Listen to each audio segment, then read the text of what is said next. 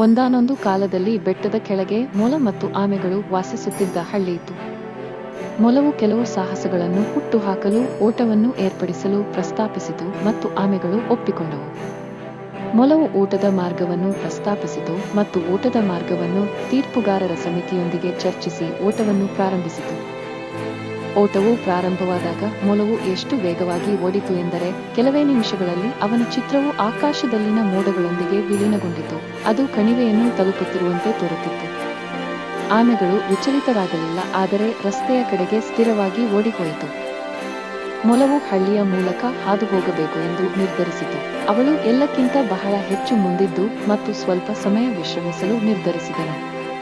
ಅವನು ಎಚ್ಚರವಾದಾಗ ಅವನು ಕತ್ತಲೆಯಾಗಿದ್ದನು ಮತ್ತು ಸೂರ್ಯ ಮುಳುಗಿದ್ದಾನೆಂದು ಅವನು ಅರಿತುಕೊಂಡನು.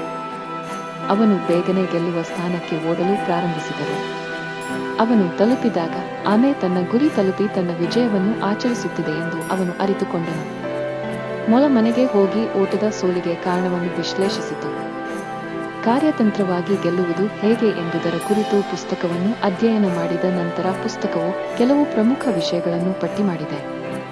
ಸ್ಪರ್ಧೆಯನ್ನು ಎಂದಿಗೂ ಕಡಿಮೆ ಅಂದಾಜು ಮಾಡಬೇಡಿ. ಎಂದಿಗೂ ಅತಿಯಾದ ಆತ್ಮವಿಶ್ವಾಸವನ್ನು ಎಂದಿಗೂ ಲಘುವಾಗಿ ತೆಗೆದುಕೊಳ್ಳಬೇಡಿ. ನಿಮ್ಮ ಗುರಿಯನ್ನು ಯಾವಾಗಲೂ ಮನಸ್ಸಿನಲ್ಲಿಟ್ಟುಕೊಳ್ಳಿ. ನಿಮ್ಮ ಗುರಿಯನ್ನು ತಲುಪುವವರೆಗೆ ಎಂದಿಗೂ ವಿಶ್ರಾಂತಿ ಪಡೆಯಬೇಡಿ.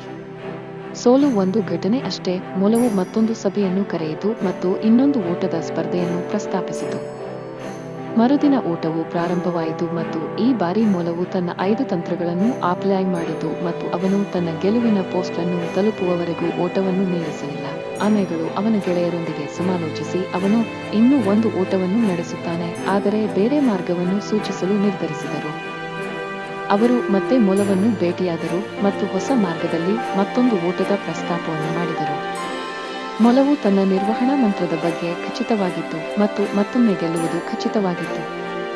ಮೊಲಗಳು ತನ್ನ ಹೊಸ ಮಾರ್ಗದಲ್ಲಿ ನದಿಯನ್ನು ದಾಟುವುದನ್ನು ಒಳಗೊಂಡಿತ್ತು ಮತ್ತು ಮೊಲವು ಅಲ್ಲಿಗೆ ತಲುಪಿದರು. ಅವರು ಕರಾವಳಿಯನ್ನು ಬದಲಾಯಿಸಲು ಉಬ್ಬರವಿಳಿತಕ್ಕಾಗಿ ಕಾಯುತ್ತಿದ್ದರು. ಉಬ್ಬರವಿಳಿತದ ನಂತರ ಮೊಲವು ಅದನ್ನು ಮಾಡುವ ಮೊದಲೇ ಆಮೆ ಇನ್ನೊಂದು ಬದಿಗೆ ಈಜಿತು ಮತ್ತು ವಿಜೇತ ಪೋಸ್ಟ್ ಅನ್ನು ತಲುಪಿತು. ಕಥೆಯ ನೈತಿಕತೆಯ ಉತ್ತಮ ಕಾರ್ಯತಂತ್ರವು ಕಾಗದದ ಮೇಲೆ ಉತ್ತಮವಾಗಿ ಕಾಣಿಸಬಹುದು, ಆದರೆ ಅನುಷ್ಠಾನದಲ್ಲಿ ಕಠಿಣವಾಗಿದೆ.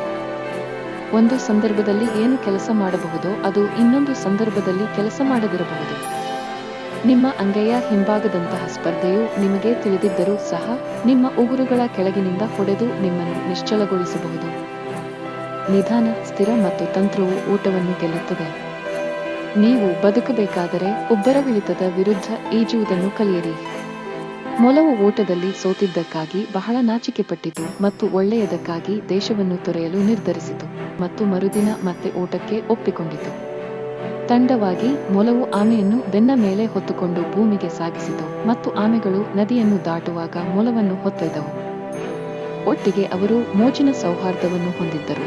ಮನಸ್ಸುಗಳು, ಆಲೋಚನೆಗಳು ಮತ್ತು ಎಲ್ಲಕ್ಕಿಂತ ಹೆಚ್ಚಾಗಿ ಅವರು ತಂಡವನ್ನು ಅಜೇಯರಾಗಿದ್ದರು. ಅವರು ಗೆಲುವಿನ ಸ್ಥಾನವನ್ನು ತಲುಪಿದಾಗ ಅವರು ಇಡೀ ಹಳ್ಳಿ ಅವರನ್ನು ಕಾಯುತ್ತಿದ್ದರು ಮತ್ತು ಅವರ ಸಾಧನೆಗಳನ್ನು ಹುರಿದುಂಬಿಸಿದರು. ನೀವು ತಂಡವಾಗಿ ಅದನ್ನು ಸಾಧಿಸಿದಾಗ ಗೆಲುವಿನ ಉತ್ಸಾಹವು ದ್ವಿಗುಣಗೊಳ್ಳುತ್ತದೆ. ಮೊಲ ಮತ್ತು ಆಮೆ ಈಗ ತಂಡವನ್ನು ರಚಿಸಿದ್ದಾರೆ. ಪ್ರತಿಯೊಂದಕ್ಕೂ ತನ್ನದೇ ಆದ ಶಕ್ತಿ ಮತ್ತು ದೌರ್ಬಲ್ಯವಿದೆ. ತಂಡದಲ್ಲಿ ನಿಮ್ಮ ಗುರಿಗಳನ್ನು ತಲುಪಲು ನೀವು ಒಬ್ಬರನ್ನೊಬ್ಬರು ಅವಲಂಬಿಸಬಹುದು. ಒಟ್ಟಿಗೆ ನೀವು ಯಾವಾಗಲೂ ವಿಜೇತರು. ಟೀಮ್ ವರ್ಕ್ ಮತ್ತು ಯಶಸ್ಸು ಜೊತೆಜೊತೆಯಲ್ಲಿ ಸಾಗುತ್ತವೆ. ನಿಮ್ಮ ತಂಡವನ್ನು ಒಟ್ಟಿಗೆ ಸೇರಿಸಿ. ಗೆಲ್ಲಲು ತಂಡವನ್ನು ರಚಿಸುವುದು ನಿಮ್ಮ ಕೈಯಲ್ಲಿದೆ. ಟೀಮ್ ವರ್ಕ್ ಅಲ್ಲಿ ಎಲ್ಲರೂ ಒಟ್ಟಾಗಿ ಸಾಧಿಸುತ್ತಾರೆ. ಇದು ಸಾಮಾನ್ಯ ಜನರಿಗೆ ಅಸಾಮಾನ್ಯ ಫಲಿತಾಂಶಗಳನ್ನು ಪಡೆಯಲು ಅನುಮತಿಸುವ ಇಂಧನವಾಗಿದೆ.